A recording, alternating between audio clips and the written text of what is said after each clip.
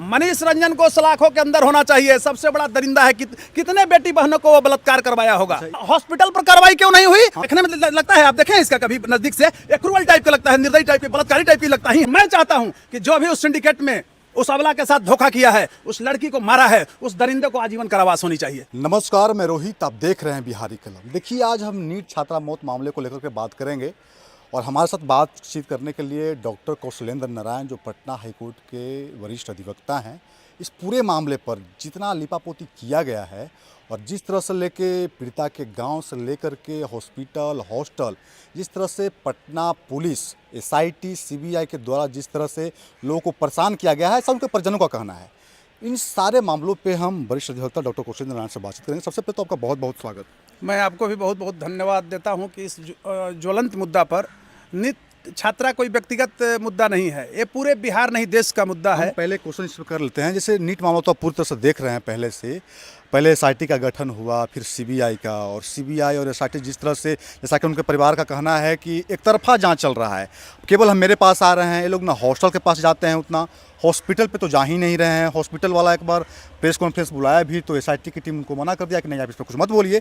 तो पूरे प्रकरण को अभी तक आप कैसे देख रहे हैं? देखिए रोहित जी, आप एक तेज़ तरार होनहार पत्रकार हैं इस बिहार का।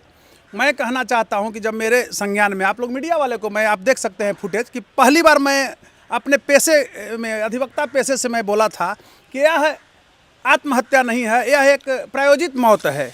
और हॉस्टल संचालकों ने, मैंने ही बोला कि शंभू गर्ल्स हॉस्टल का संचालक जो है मनीष रंजन, जिस तरह से आप नाम सुने होंगे, पंजाब का सोनू पंजाबन, जो सेक्स रैकेट पूरे देश में चलाता था, विदेशों तक लड़कियां भेजता था, उसकी गिरफ्तारी हुई, 15-20 साल वह जेल से निकला है। ठीक बिहार और पूर्वांचल का मनीष रंजन है। कोई ऐसा जो उस संदिग्ध चरित्र का, चाहे वो नेता हो, अफसर हो या धन पशु हो, धन पशु मीन्स व्यवसायी, जिसके पास धन है, वह व्यक्ति के यहाँ वो लड़कियां नहीं भेजा हो, जो उस नेचर का था उसके यहाँ।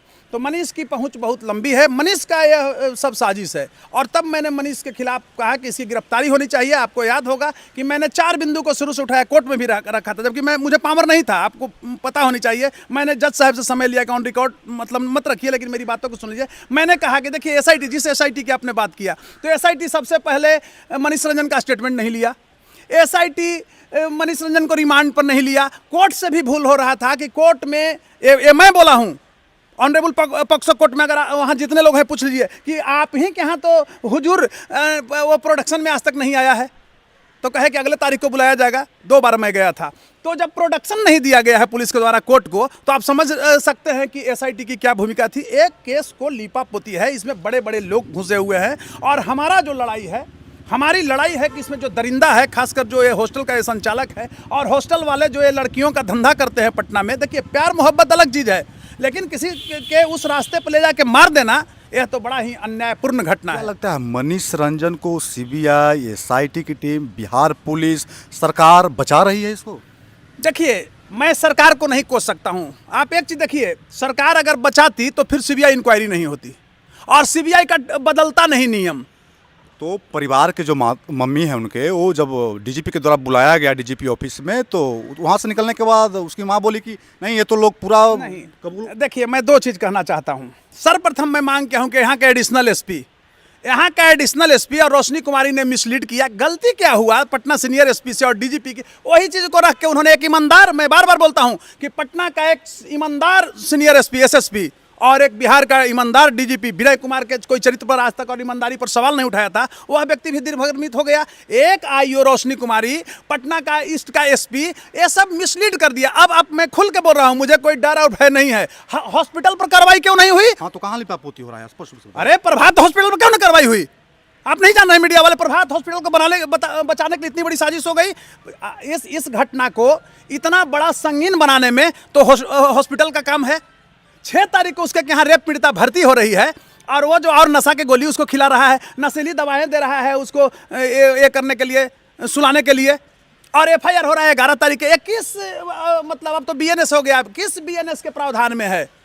ये पूछिए आईपीएस लोगों से, यहाँ ये पढ़ के आते हैं, हिंदुस्तान का टॉप ब्यूरोक्रेट्स होते हैं। इन्होंने क्यों 11 तारीख को करा? इस पर क्यों नहीं अभी तक एक्शन हुआ है? सस्पेंशन क्या होता है जी?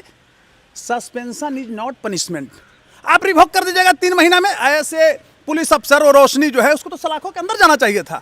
सीबीआई क्या किया है बताइए? सीबीआई का जो पहला जो टीम है, उसने वही एसआईटी की टीम पर, एसआईटी कोई कागजात नहीं दिया है। प्रभात मेमोरियल हॉस्पिटल के डॉक्टर तो खुलेआम धमकी दे रहे हैं कि जमीन में गाड़ देंगे जो लोग मेरे पीछे साजिश कर रहे हैं।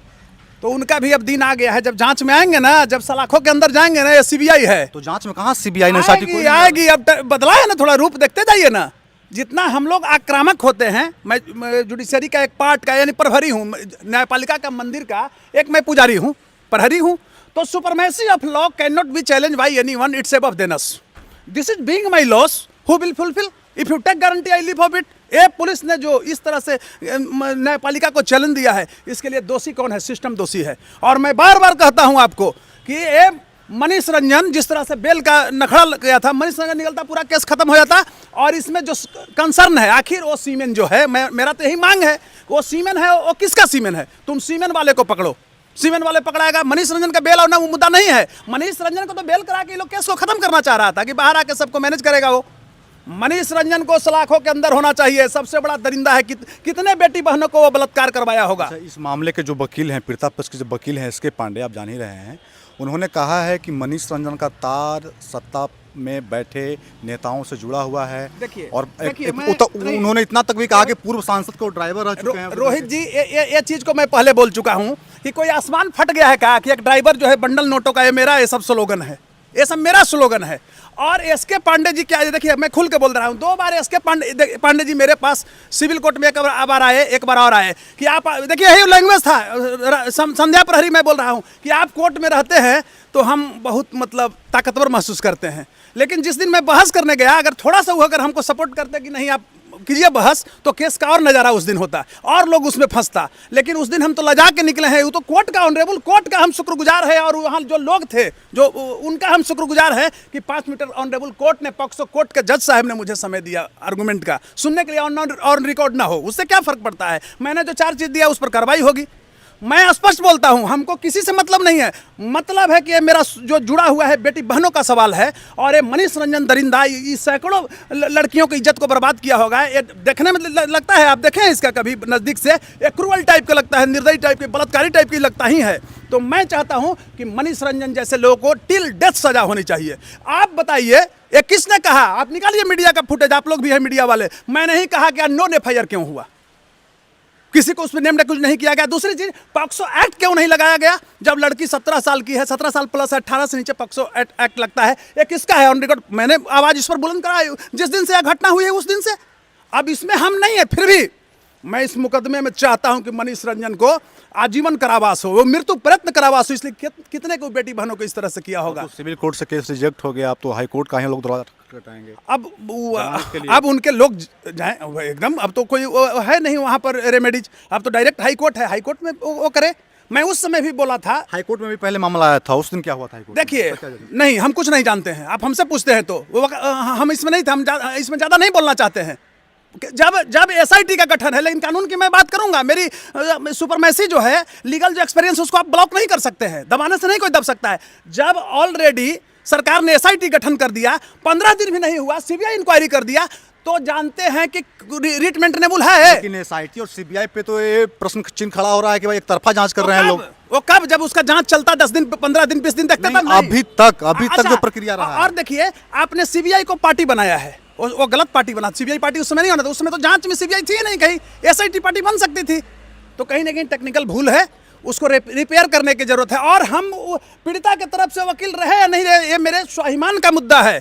मैं ऐसे इस केस में जिस तरह से मुझे जरूरत पड़ेगा, भगवान इतना दिए हैं, ब्रीफ भी आज मैं ब्रीफलेस वकील थोड़ी हूँ, देख रहे ना, छुट्टी के दिन भी मैं यहाँ हूँ, 5 घंटा चैम्बर में काम करके जा रहा हूँ। तो कहने का अर्थ हुआ कि अगर जरूरत पड़ेगी तो जितना मेरी क्षमता है, मैं नहीं कर रहा हूँ कि दुनिया का सबसे अमीर मैं हूँ, लेकिन ठीक है, मेरा दाल रोटी चलता है। केस में जहाँ भी जिस तरह का योगदान होगा मैं देने के लिए तैयार हूँ। और मैं चाहता हूँ कि जो भी उस सिंडिकेट में उस अबला के साथ धोखा किया है, उस लड़की को मारा है, उस दरिंदे को आजीवन कारावास होनी चाहिए। आपको लगता है न्याय मिल जाएगा? न्याय मिलेगी, थोड़ा सा मेहनत करने की जरूरत है। और इसको गुटबंदी नहीं बनाए केस में, और डरे नहीं, निर्भीकता के साथ सामूहिक रूप से लड़ने की जरूरत है। और सबका राय विचार लेकर के, अकेला चना भाड़ नहीं। कौशलेंद्र नारायण कहेगा कि अगर मैं ही सबसे टॉप वकील, नहीं चलता है। हम चाहते हैं कि 20 वकील, 30 वकील एक बार सामूहिक रूप से हम लोग लड़े। एक कानूनविद है पटना हाई कोर्ट में, सारे लोग हम लोग मिलकर इस केस को लड़े।